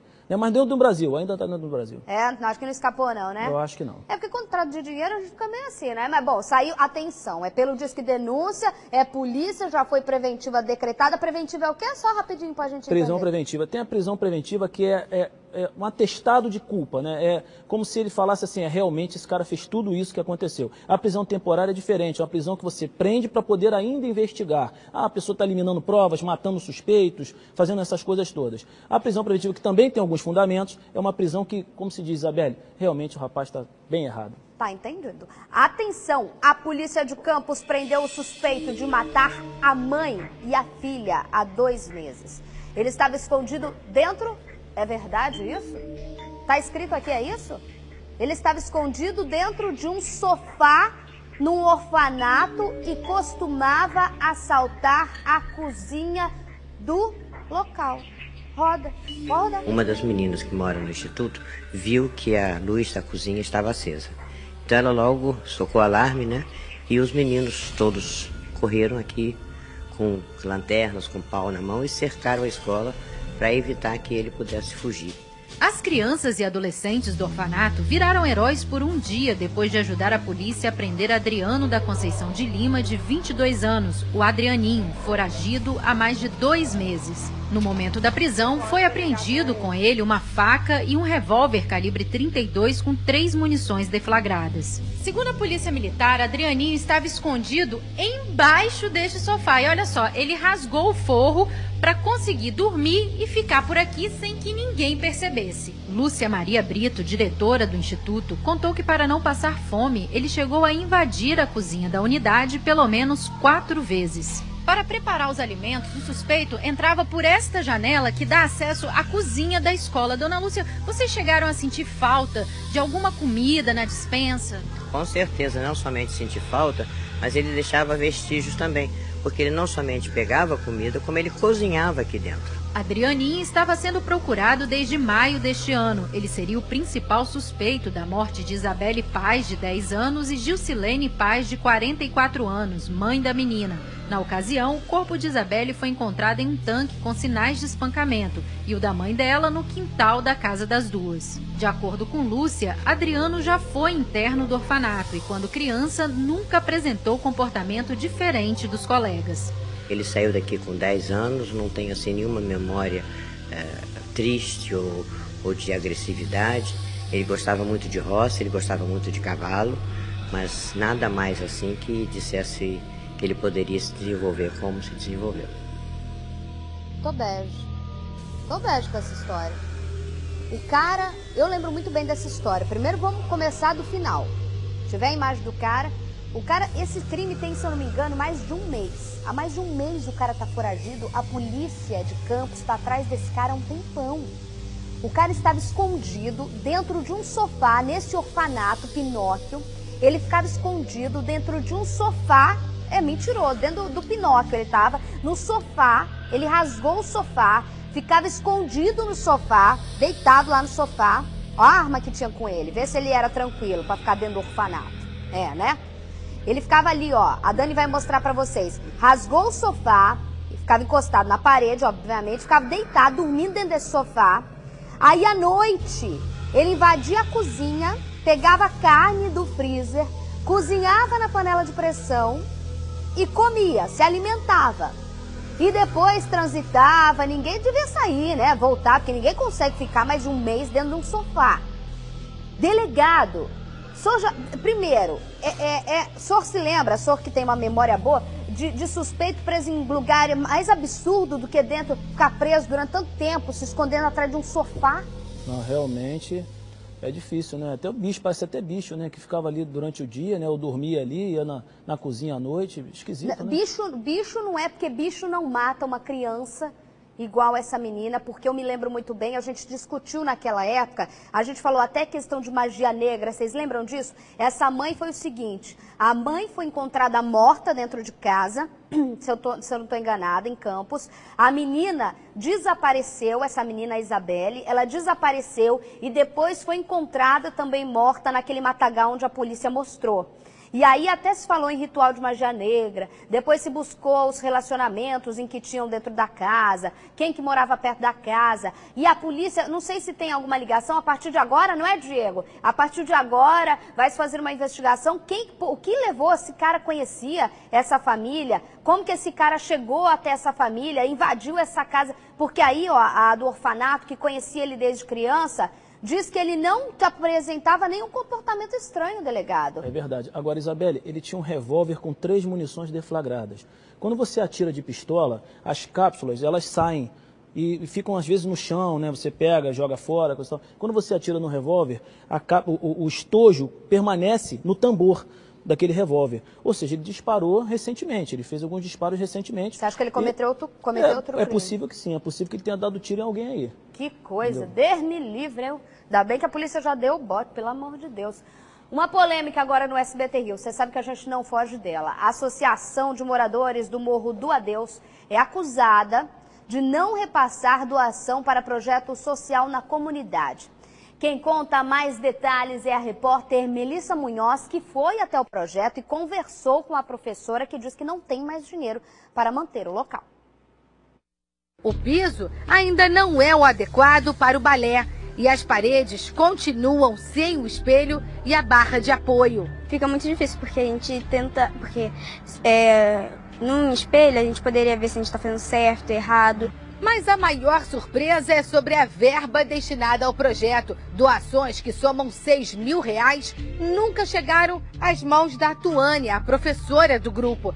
Esse dinheiro deveria ter chegado até a conta do projeto, né, que é o projeto na ponta dos pés, mas na verdade ele foi enviado para a conta da Associação de Moradores e não foi me repassado. E o que você ia fazer com esse dinheiro? Esse dinheiro seria destinado para a reforma da sala, que é o espaço onde as meninas deveriam estar tendo aula. E que hoje nós damos aula ainda na associação, mas no espaço de atendimento ao público e não na sala. Improvisado ainda, como 10 meses atrás. Isso, as bailarinas só não estão mais descalças, mas continuam sem a sala. A Ana Paula é mãe de 2 alunas que dançam no balé. A Ana Esther, de 11 anos, e a Ana Carolina, de 8. E ela está chateada, preocupada com essa verba, triste porque as meninas ficam sem um incentivo que viria de uma forma tão bem-vinda. O que elas estavam esperando era o espelho, a barra, e nada disso tem. O piso, né? Nada disso tem. A Tuane já procurou a presidente da Associação de Moradores, Danúzia Tomás, e ela alega o quê? Ela alega que a verba que o governo bloqueou a verba, a conta da associação, que é onde estava a verba do projeto. E enquanto a nossa equipe gravava essa reportagem, a Tuane recebeu a ordem da presidente da Associação de Moradores de interromper a gravação, parar com a aula e fechar a sede da associação. A ordem foi parar de gravar aqui? Foi parar de gravar. Foi fechar a associação, na verdade. Você entendeu, né?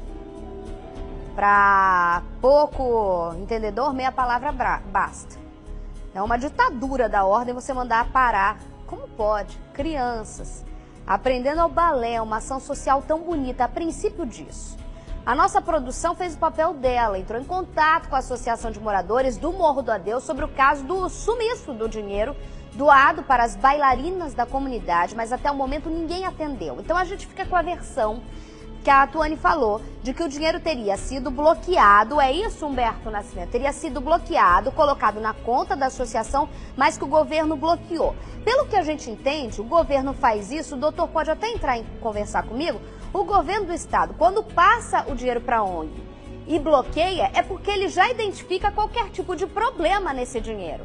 Quando o governo vê que esse dinheiro não está sendo repassado de forma correta, ou que existe algum credor cobrando essa instituição ou essa ONG de alguma forma, ele vai lá e veta, porque o dinheiro não está sendo destinado para o que é. Estou errada, doutor? Não, você está certa, você está certa. Sabe o que eu vou fazer agora, Isabelle? O que você vai fazer? Quando eu sair daqui do programa, eu vou pegar um CDzinho, e vou encaminhar para o delegado da área que cuida dessa comunidade.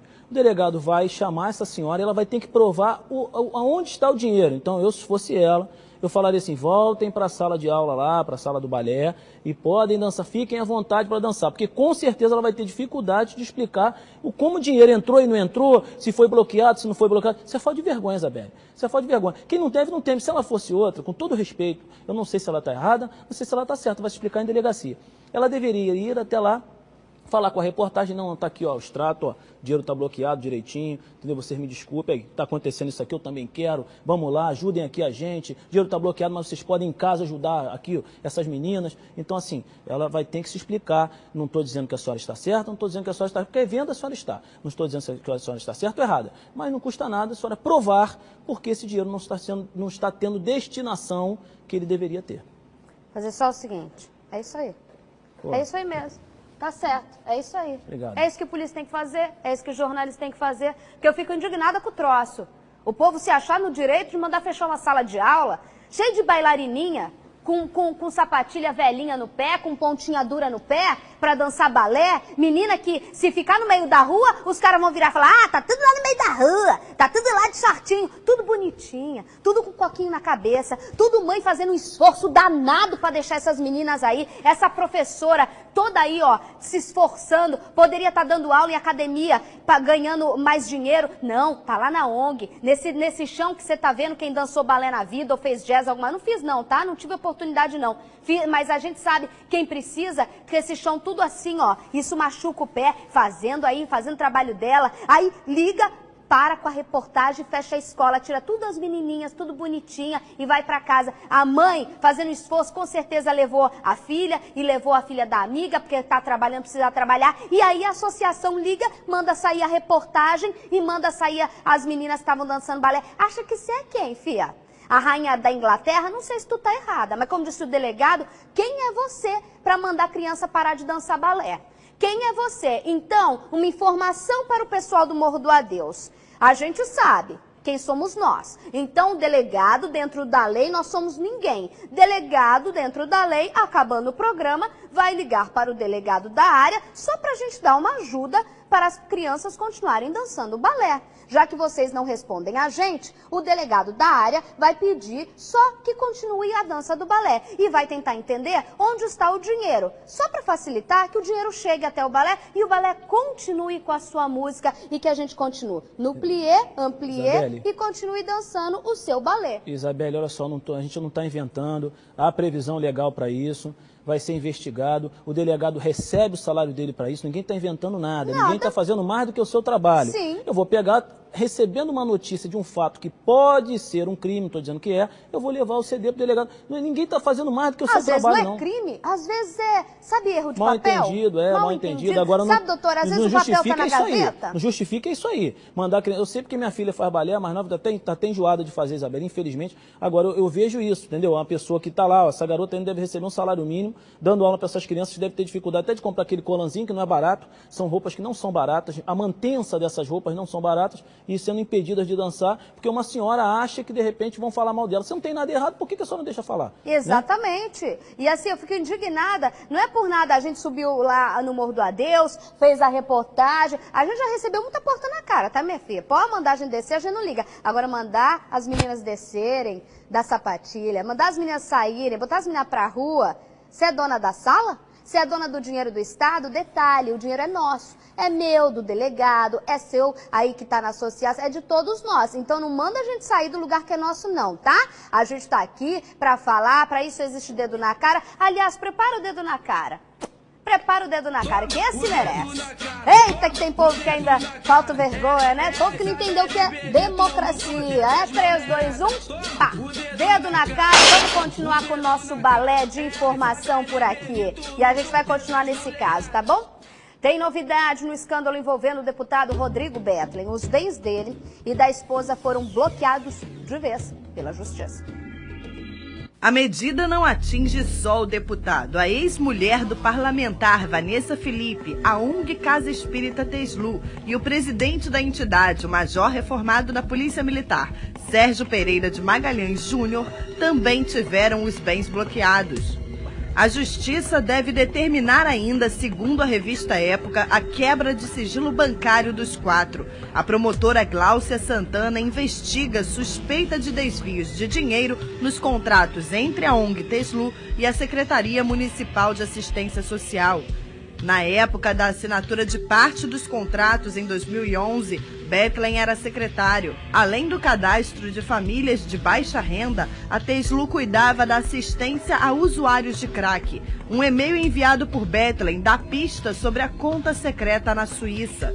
A mensagem, obtida com exclusividade pela revista Época, revela os dados de uma conta numerada na agência do Banco Vontobel em Zurique. Na semana passada, Bethlen anunciou ter desistido da reeleição e negou ter recebido propina e doações via Caixa 2 para as suas campanhas.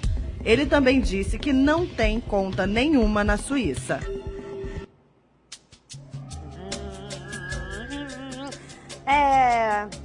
Respirar um pouquinho. Deixa eu te falar uma coisa. Tem que falar? Não? Tirei não. Deixa eu falar um negócio. Tem coisa mais importante para falar. Tem a imagem aí, essa jovem, Baixada Fluminense, mistério. Essa jovem de 22 anos, teria sido morta numa suposta blitz. A gente está vendo uma jovem aí. A família acusa de policiais terem atirado sem perguntar. A história ainda está muito, não seria nebulosa, mas a família está falando uma coisa, a polícia está investigando. Tem uma amiga que conta que teria sido uma abordagem, o carro... ele fez a abordagem sem o aviso prévio, não teria sido a primeira vez que isso teria acontecido. Fato é que essa jovem de 22 anos morreu. A gente foi até a Baixada Fluminense, você vai ver a reportagem daqui a pouco. O delegado está aqui, a gente está tentando mais informações. Esse caso está sendo apurado hoje, foi durante toda a manhã a imprensa em cima desse caso. Doutor, esse caso é no mínimo estranho. A gente tem vários casos assim, aqui no Rio de Janeiro, outros casos de abordagem. Essa questão de como se fazer uma abordagem, a jovem morreu e a amiga diz que ela tomou, que ela foi morta sem a abordagem correta. Não perguntar, é o tal de não perguntar e atirar. Esses casos acontecem de fato, a polícia está investigando, os PMs estão sendo investigados. Isabelle, há determinados critérios para você fazer uma blitz. Às vezes a gente vê um carro da Polícia Civil ou da Polícia Militar, esquece, da polícia. Um carro só abordando pessoas, às vezes o comandante nem sabe, o delegado nem sabe, abordando pessoas que passam na rua. Se a pessoa furar, como é que se faz uma blitz? Normalmente você coloca uma pessoa atrás de um poste lá com uma arma de fogo, você deixa um carro ligado, a blitz aqui, você deixa um carro ligado lá na frente para se a pessoa fugir, o carro já está ligado com o tanque cheio, às vezes bota uma viatura com tanque baixo, não dá. Tanque cheio, para uma pessoa já ir correndo atrás, tentou a pessoa furar a blitz, e uma abordagem segura.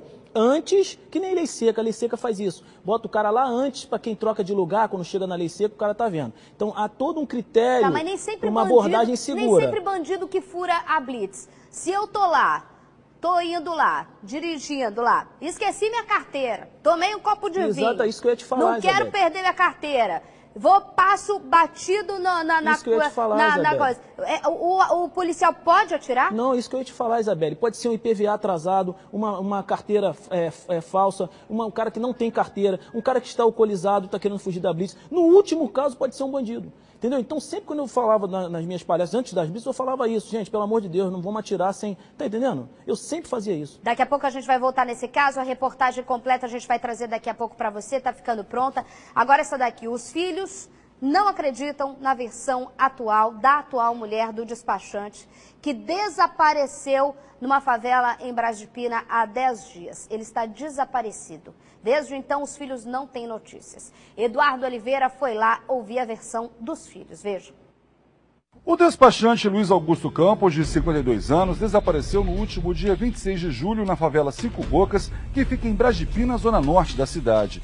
De acordo com a atual mulher, eles estavam em uma festa na casa de parentes dentro da comunidade. Eu falei, amor, vamos embora, porque eu vou te levar ao médico.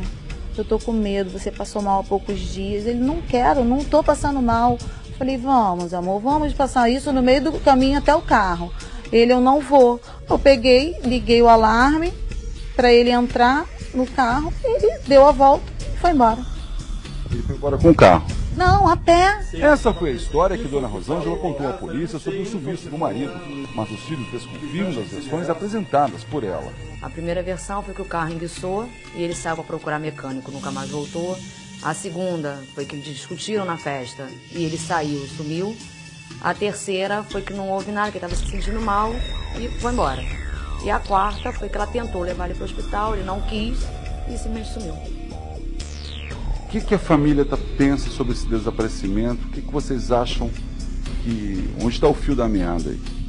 Olha, é complicado falar isso, afirmar. Só ela pode dar esse fio, né? Mas a gente acredita que não foi só isso, que tem alguma coisa por trás. Segundo o filho mais velho, Luiz Augusto estava passando por problemas financeiros, mas seria herdeiro de uma conceituada concessionária de carros. Ele tem alguns bens, sempre foi uma pessoa que teve uma condição muito boa, entendeu? Ultimamente, realmente, como já saiu por aí, ele estava em situação financeira complicada, mas nada que fizesse esse desaparecimento acontecer, entendeu? Você acha que possa ter algum interesse por trás disso tudo? Não acredito. O mistério sobre o desaparecimento do despachante intriga a polícia. E o delegado responsável pelo caso afirma que não descarta nenhuma possibilidade, incluindo a questão relativa à herança da família. Urgente, estão me gritando aqui, está sendo apresentado neste momento pastor preso acusado de estuprar menina de 14 anos e matar a mãe. Quem tem as informações ao vivo é ela, Melissa Munhoz, que está na Delegacia de Homicídios da Baixada Fluminense, Belfor Roxo. Olá, Melissa, boa tarde. Boa tarde, Isabelle. Pois é, os policiais da Divisão de Homicídios daqui da Baixada Fluminense prenderam o pastor de uma igreja Assembleia de Deus, identificado como Marcos Antônio da Silva Lima, de 53 anos de idade. Ele é acusado de matar a tiros a ex-companheira Jane de Jesus, de 36 anos, na última quarta-feira. Ele também tentou matar a filha dessa amante dele, uma adolescente de 14 anos, dando 3 tiros na jovem. E antes de atirar, ainda estuprou a adolescente. Tudo isso, Isabelle, porque o pastor não aceitava o término do relacionamento e já tinha, inclusive, ameaçado a vítima caso ela não reatasse o namoro. Detalhe, o pastor é casado e a Jane era amante dele. E esse crime aconteceu, Isabelle, depois que o pastor pegou a vítima na casa dela, pegou a adolescente no colégio e levou as duas para Tinguá, uma região bem deserta, e lá praticou essas atrocidades. E um detalhe bem curioso, Isabelle, é que o Marcos, ele fez curso de bombeiro civil, aprendeu técnicas militares e se apresentava como coronel do exército, além de dizer que era pastor. É mole? Todo errado. Não era coronel, não era pastor, querendo manchar os bombeiros, querendo manchar os pastores. Obrigada, Melissa Munhoz, pelas informações. Que é isso? Não era pastor coisa nenhuma, não ficar manchando os pastores, também não ficar manchando os bombeiros não, tá? Agora, ó, começou hoje, você viu a sabatina com os candidatos ao governo do Rio aqui no nosso estúdio do SBT, em parceria com o portal de notícias UOL e com o jornal Folha de São Paulo. Quem esteve com a gente nesta manhã foi Lindbergh Farias, candidato do PT. Vejam. O candidato ao governo do Rio, Lindbergh Farias, do PT, chegou por volta das 10h30 da manhã ao estúdio do SBT Rio para participar da sabatina promovida pelo SBT, jornal Folha de São Paulo e portal UOL. Lindbergh é o primeiro dos 4 principais candidatos ao governo do estado a ser sabatinado. As datas foram definidas por sorteio na presença de representantes das respectivas campanhas. A entrevista, que teve a participação da apresentadora do SBT Rio Manhã, Liane Borges, foi transmitida ao vivo pelo UOL. O candidato apresentou as principais propostas. A maioria do povo está abandonado, o povo que mora no subúrbio, na Zona Oeste, na Baixada Fluminense, em São Gonçalo, no interior do estado. Eu acho que a gente tem que equilibrar mais os investimentos, olhar para todos. Na quarta-feira será a vez do candidato Antony Garotinho, do PR, a ser sabatinado. Amanhã, às 11 da manhã, mais uma vez, Liane Borges e o candidato do PR, Antony Garotinho. Fazer o seguinte, olha só, a gente vai para um rápido intervalo. Doutor Carlos, do SBT Rio, volta? Já. SBT Rio, volta já. Daqui a...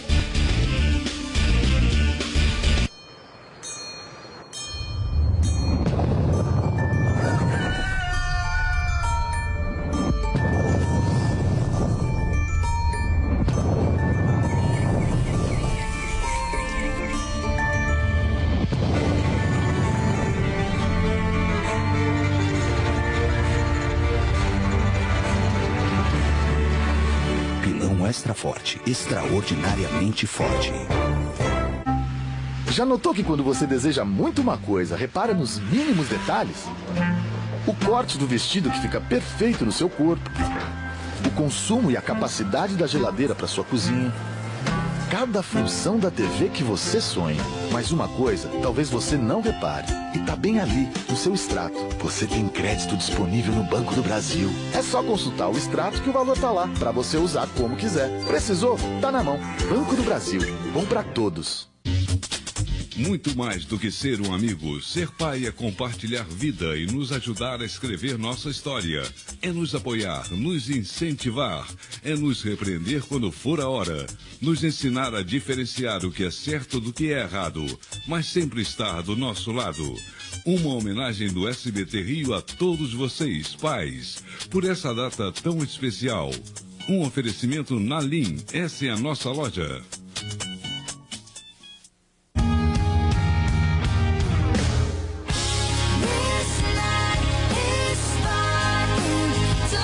Wonderstruck Enchanted, uma fragrância da Taylor Swift. Seja você também uma consultora ou consultor Jequiti.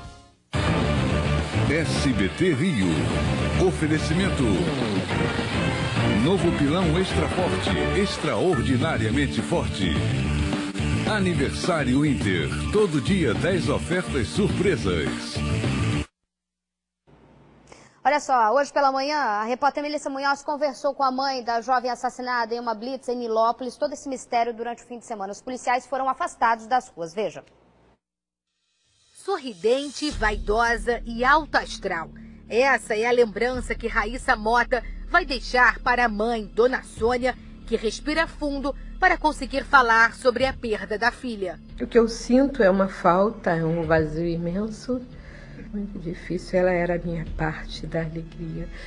No meu corpo, no meu ser, na minha mente, ela era a minha parte mais feliz. A jovem de 22 anos trabalhava com telemarketing e se preparava para começar o curso técnico de enfermagem. Mas o destino cruel e brutal interrompeu os planos da moça alegre e cheia de sonhos. Queria seguir carreira militar. Então ela já sabia, por conta de outras pessoas que tem na família que são da área, que era bom ter um curso técnico. Então ela ia cursar enfermagem porque ela queria entrar para a Marinha.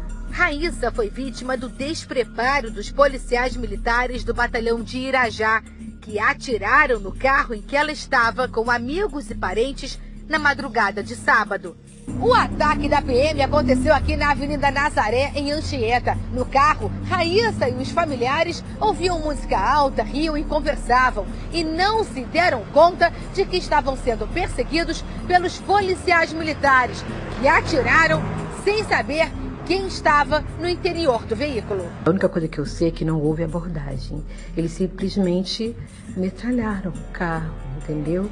Com um fuzil, sem nem sequer perguntar quem estava dentro, investigar.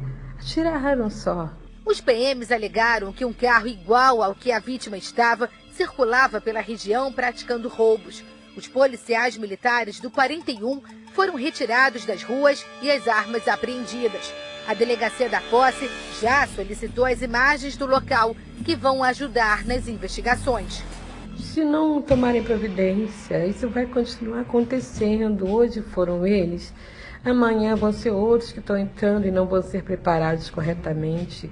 O que eu quero mais agora é justiça, porque tiraram de mim a parte mais feliz.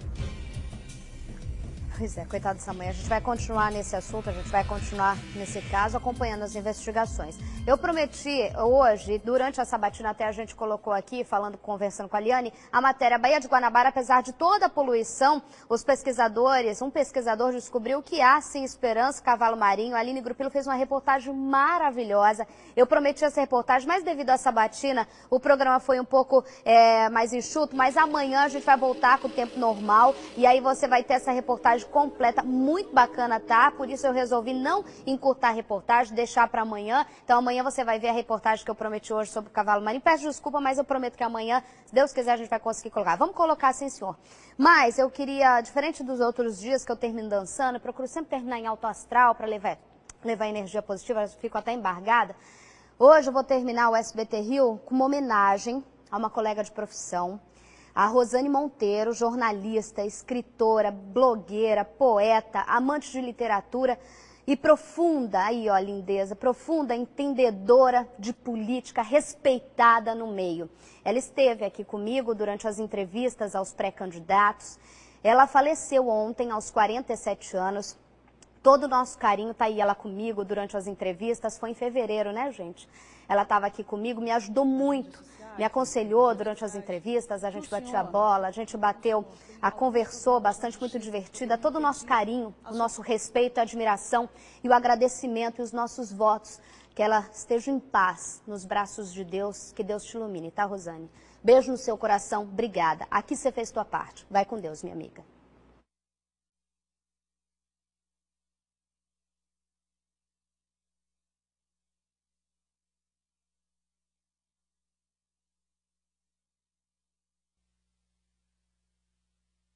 Eu jamais